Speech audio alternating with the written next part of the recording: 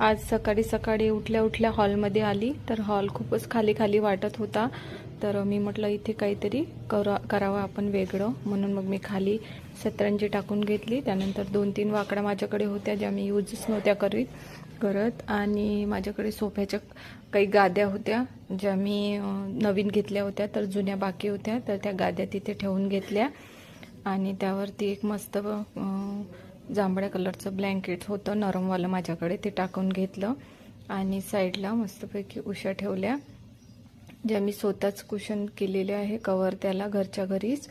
तर त्या लावून घेतल्या व्यवस्थित आणि बघा किती छान असं दिसत आहे.